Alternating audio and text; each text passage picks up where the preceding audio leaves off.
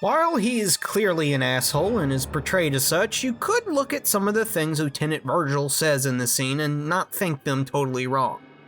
We still aren't sure about the true nature of Realians, but the way the scientists spoke about them, and the way they see themselves and their existence, and even the way Shion views them in just the short time we spent going about their maintenance, shows that they are kind of treated like equipment rather than people.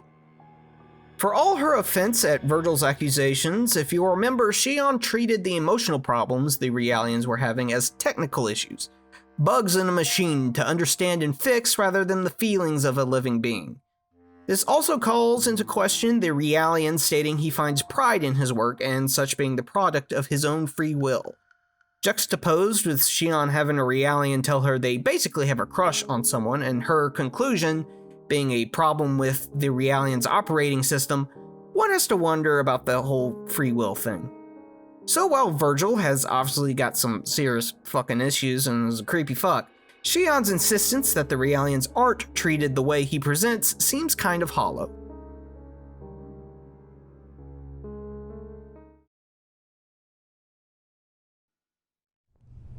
My apologies, Ms. Uzuki. He wasn't always like that. But then something happened. Is he an old acquaintance? We were classmates at the military academy, and I've been stuck with him since then. It was Milsha. I see. So, that's why. You knew about that, huh?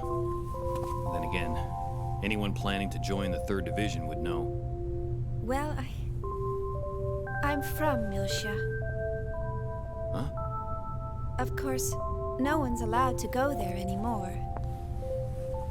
My family moved to 2nd Milsha when they transferred the capital after the war. And my brother still lives there alone. Oh, I see.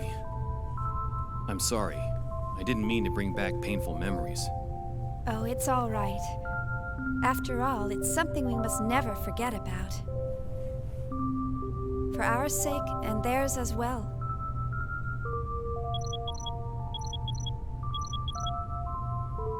Oh no! I forgot I had to report to the bridge. Sorry, I'll come back to check on them later. Bye!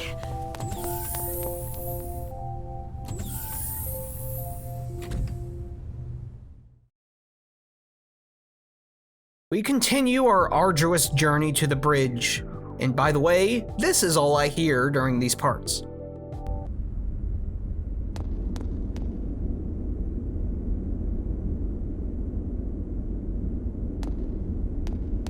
Yeah, so if you're sick of the generic background music, it's because there ain't any during this section, and I don't want to throw in something from another part of the game.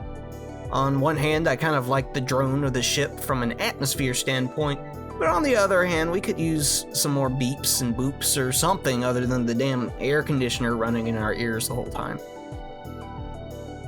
At the end of this corridor, we see a big piece of equipment and a lot of debris. We talk to this worker who immediately sexually harasses Shion. This is Mr. Holgar, but he insists we call him Mr. Driller. We're gonna have to talk to HR once we get to the bridge. He says he's Mr. Driller because he's the best at using the drill crane, the big thing he's standing next to. But as great as he is at drilling, there's just so much gosh darn shit he's gotta drill here, and he can't handle it all and he needs us to help. Shion laments that this guy is completely fucking insane, but he tells us how to handle the drill crane. So this minigame is basically a crane game, except the claw is a drill. Thus, drill crane. Why they don't just use a regular drill or, just move the shit with a forklift is beyond me, but whatever. We first move the drill vertically, using various camera angles to get the position right and pressing square. The drill will then go out horizontally and we press square again to make it stop and start drilling. The difficulty of this is the camera angles are shit, and the exact area we have to hit the pieces of rubble isn't always clear. I'll speed this up for you.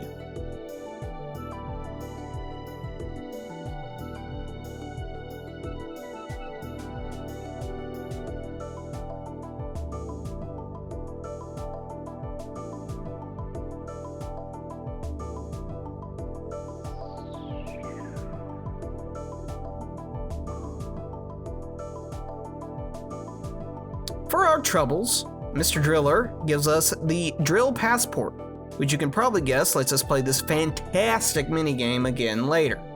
A medkit and probably some very traumatic memories.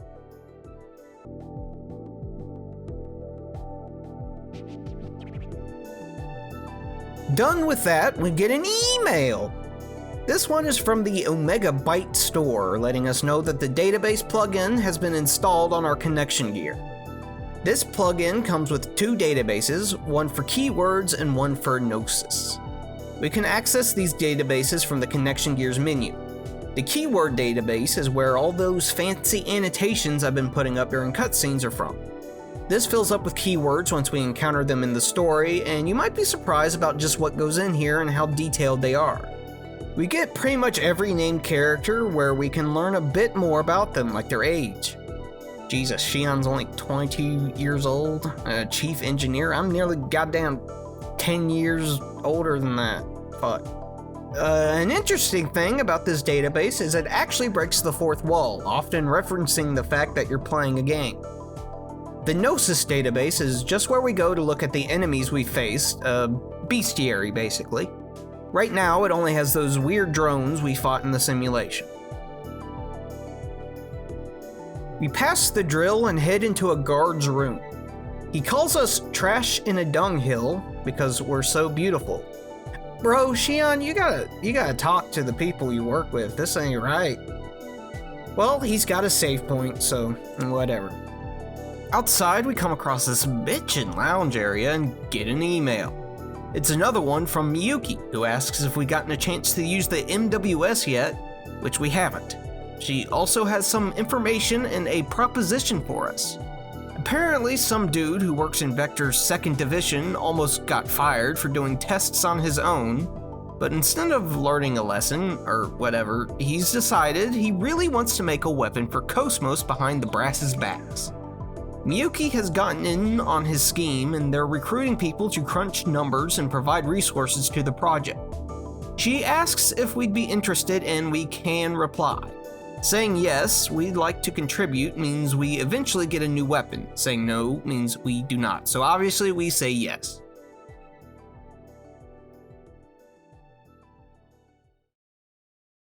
We head into a more open area where we're flagged down by a Sergeant Swain. He wants to share with us the fruits of his research, which Shion says is investigating all the doors on the ship. Shion, you work with some weird-ass people. He tells us about how the nanomachine core has a bug where if it's used for construction, it has a tendency to create useless corridors with locks. What a nanomachine core isn't ever explained, but I'm going to assume it's basically a blueprint generator for nanomachines who construct things.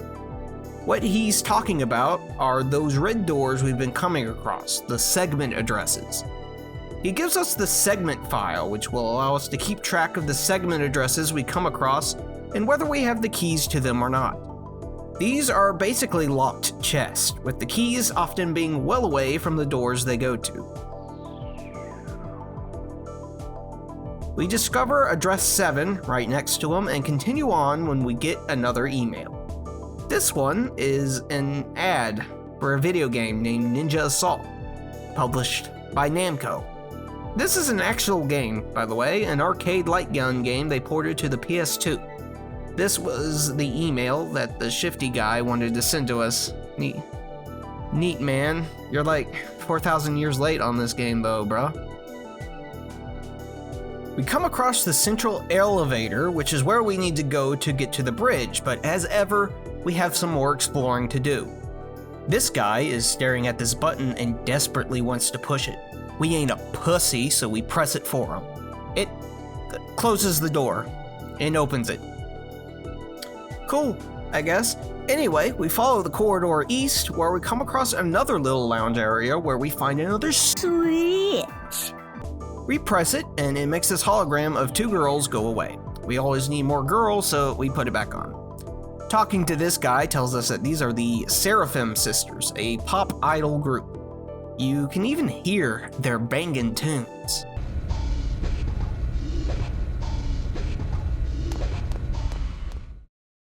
Inside this room, we find a save point and a couple who are annoyed we barged in here, presumably because they were about to fuck.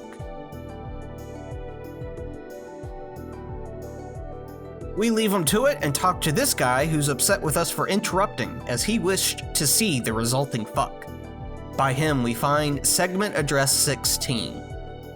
We come to what looks like a more functional area of the ship and climb a ladder. This guy tells us he's standing next to the lever for the emergency hatch, telling us to step away as anything by the hatch would be sucked out into space, should we open it. He won't let us press it, so we go back down. We talk to these two guards here who ask us to join their gang. Xion says yes for us. The game is, well, there's an item behind the guards and we have to get past them to get it. Tag, basically. The guards are very slightly faster than Xion, but start further away.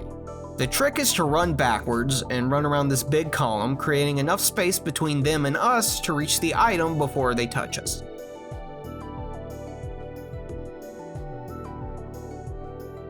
For our troubles, we get a med kit.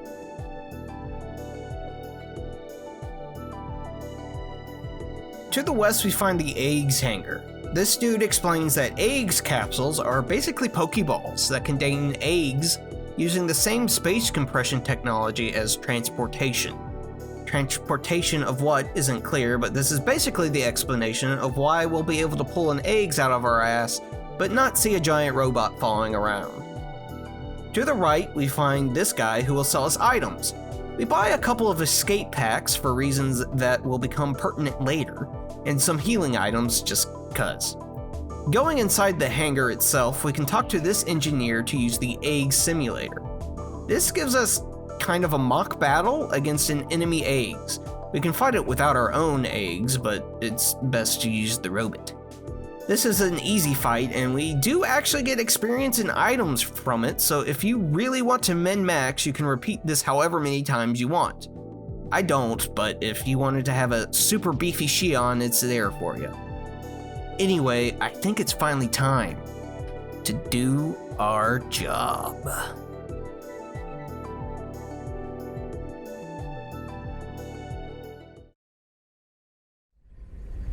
I see. I understand the basic specs. So, where's the actual field data? Well, it's not quite ready. All I can provide today is up to A7. So you don't have it? Well, we'll begin testing with a mock-up unit very soon. But the system is still a little unstable and... Aren't you just making excuses? Listen, Chief Uzuki. Why do you think you're on this ship? Think about that for a moment. This fleet may be newly outfitted, but it was assembled under major time constraints. And we have eggs units, but the 100 series observational units that go with them aren't available until later. What would happen if by some chance we were attacked by those things? I don't think I need to describe the outcome to you. The purpose of Cosmos deployment was to address this issue. Or am I mistaken? No, sir. Listen, you're not in a laboratory anymore. You're on a warship. This is a battlefield.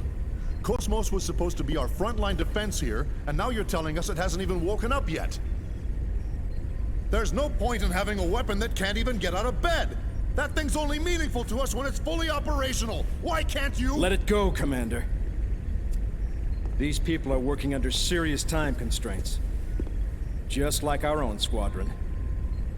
Besides, they're only one step away from actual field testing. In the end, we all want to see this operation completed without having to resort to that thing. Don't we? Of course, Captain. But I believe we— who's calling me? Is there a problem? No.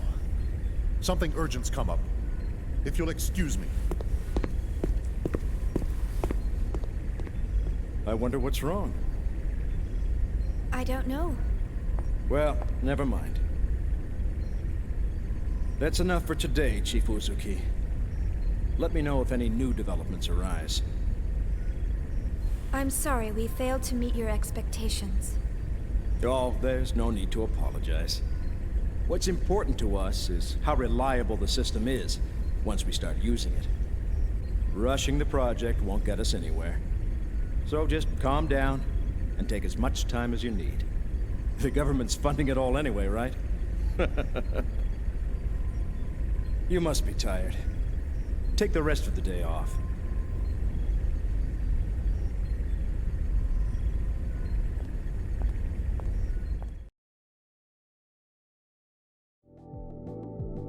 So Commander Asshole here kind of has a point.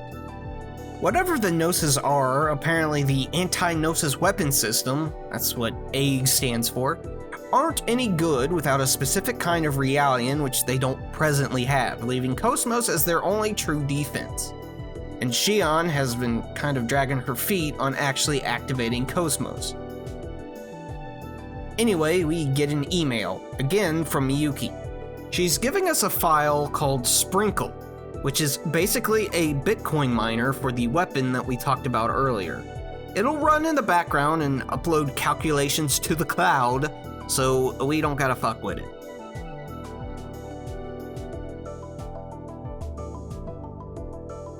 We head down the elevator where a broadcast tells us that we have a package in the eggs hangar.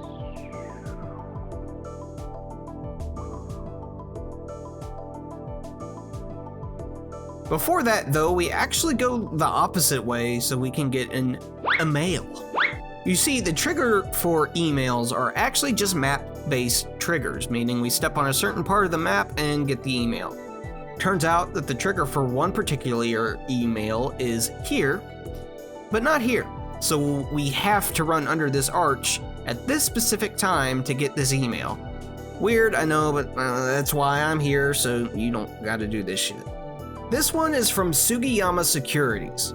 They're asking us if we want to invest in medical supplies, and they give us 3 options. Hasegawa Biochemical, which focuses on health-restoring medicine, Vector Tenon Pharmaceuticals, focusing on mental stimulants, and Dawson Pharmaceuticals, which focuses on healing status abnormalities. They're asking for $500 and we can only pick one, and the rewards are fairly obvious. We picked Vector because, as always, MP restoring items are more sparse than the others. We head to the hangar and talk to the foreman there. The package is from Miyuki and contains our MWS, meaning we are now armed and dangerous.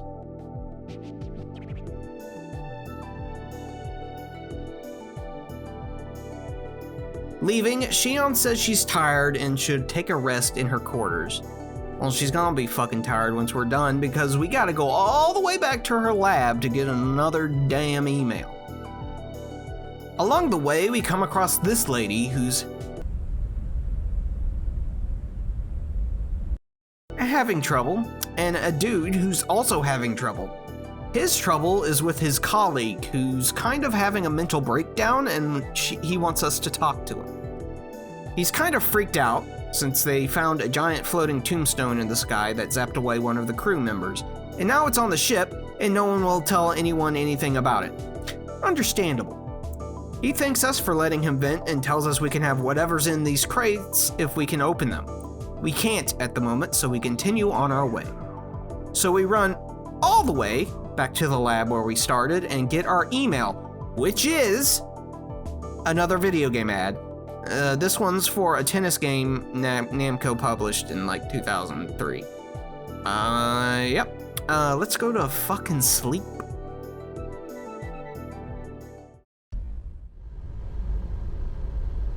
That was a grave mistake, Cherenkov.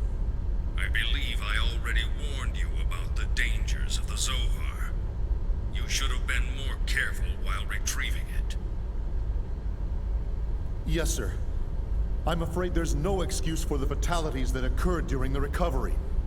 However, we can... That's a trivial matter. Forget it. The problem is that those people touched the Zohar and then vanished. And, in In addition to that, you're still transporting it while exposed to normal space. Because of that, we've had to move the plan up 2 phases. We can't have the Zohar falling into the government's hands. 2 phases? But why are you... We picked up local UMN activity on our EPR radar. The fleet is column jumping towards the position of your convoy.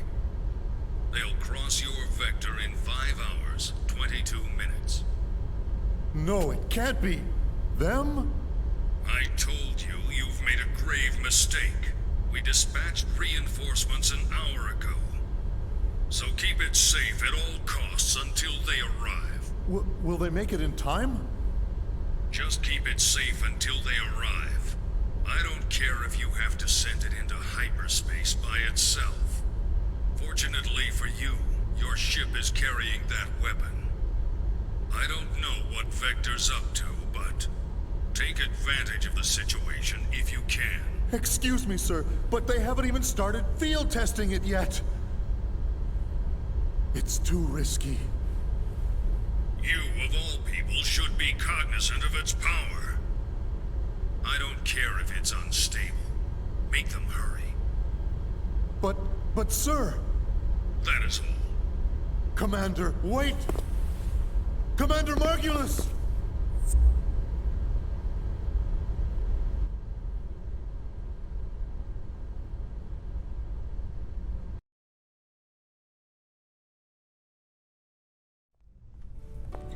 Like I told you before, I can't go anywhere until my project stabilizes. Don't you remember? You know how long you've been saying that? I haven't seen you for 2 years now.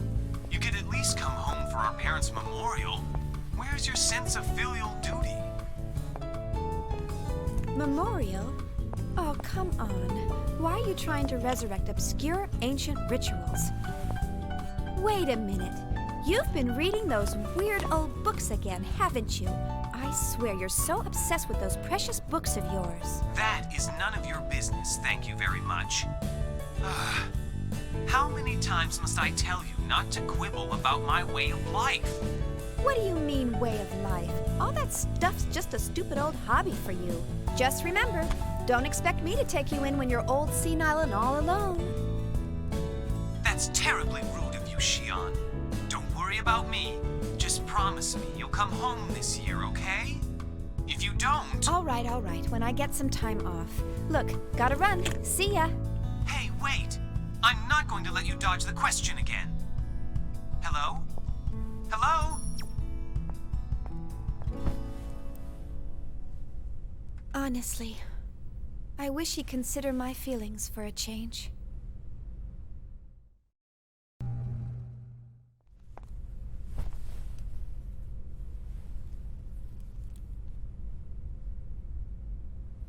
Good night.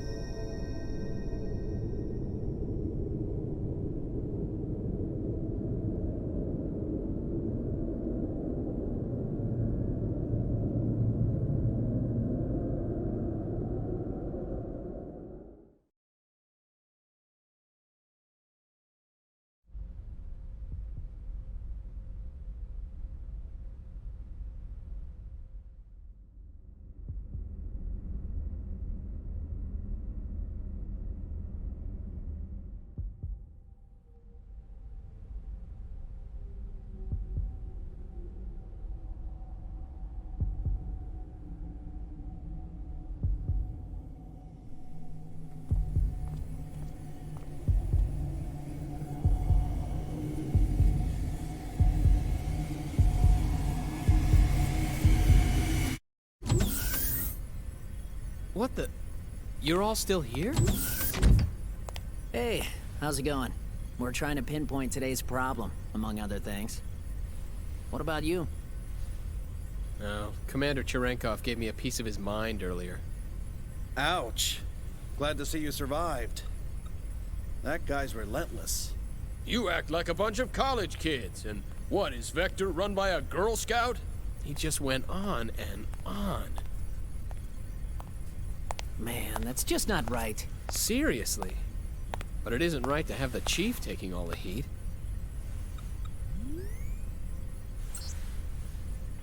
Still, I wonder why he seemed so nervous.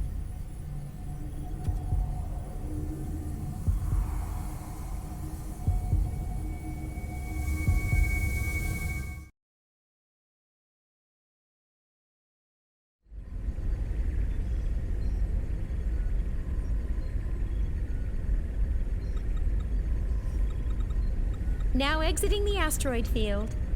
That's excellent. Prepare to gate jump. Aye, aye, Captain. All ships entering approach. 19 minutes, 30 seconds to column area. UMN, pulse received. Current coordinates locked. Transfer vector correction to 103. Target, Athens column.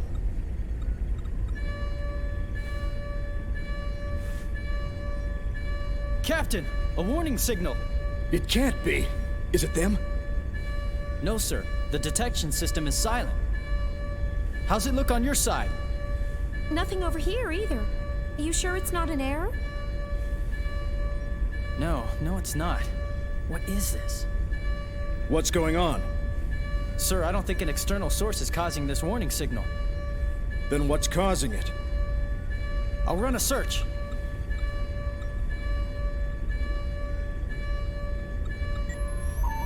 I've pinpointed the anomaly.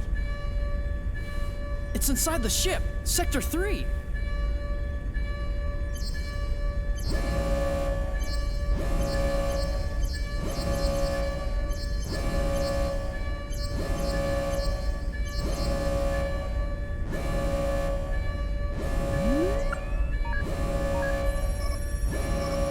It's Cosmos!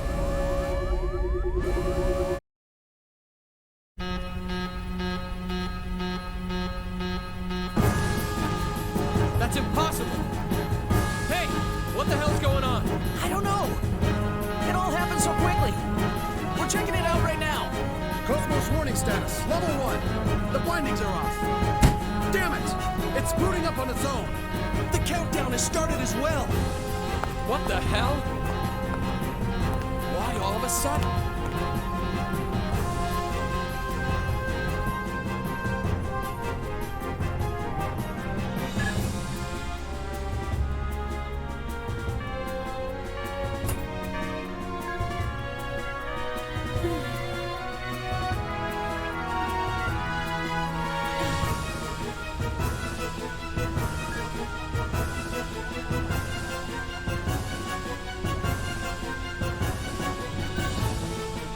Countdown?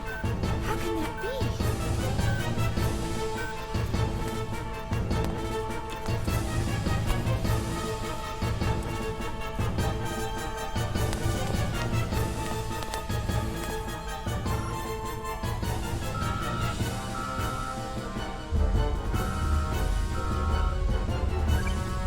Currently, we are at emergency level 3. This circuit is reserved for Class A and B users only. Class C users, please try your call again later. Once again, currently we are at emergency level 3. Come on! This circuit Why is now of reserved all for times? Class A and B users Someone only. activate Class C Cosmos? users, please try your call again later. Once again, Wait, currently we are that's at impossible. Cosmos isn't supposed to wake up unless I enter the activation code from this terminal. That's the failsafe we integrated. Class C users, please try your call again later. Once again, This can't be happening. this circuit Not is reserved again. for Class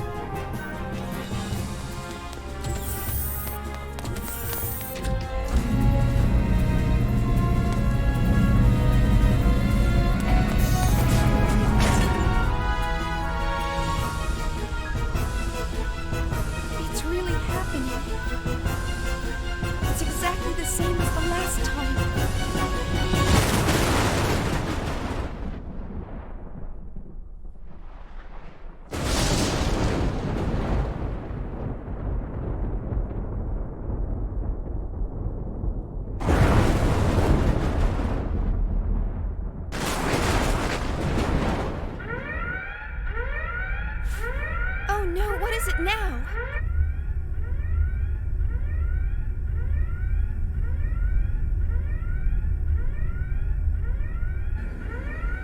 What is it now? Detecting a large-scale spatial distortion ahead of us. An enormous mass is gating out. Impossible. We're still outside the column area. That's... The UMN geodesic structure is being breached. The target! It appears to be interacting with the UMN somehow! It's being hacked! That's possible? Massive gravity fluctuations! Surface anomalies forming in space-time! Impossible! That defies all laws of physics! Computing mass. The numbers are completely inconsistent. I can't get a clear reading. Whatever it is, it's huge! The amplitude! The hell? It's like a tidal wave! The readings are increasing! It's entering outer space! Captain! Straight ahead! There it is! Gnosis!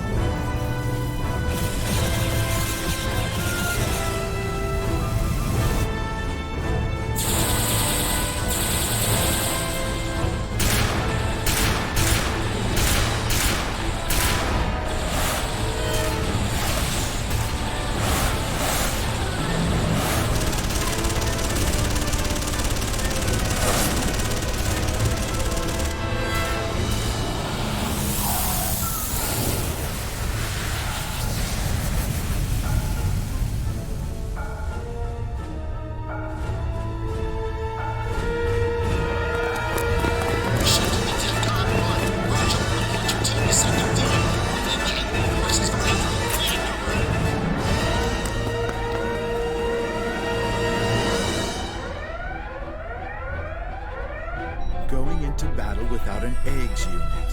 What brave little soldiers they are. Brings tears to my eyes. Well, let's see how they do as shields.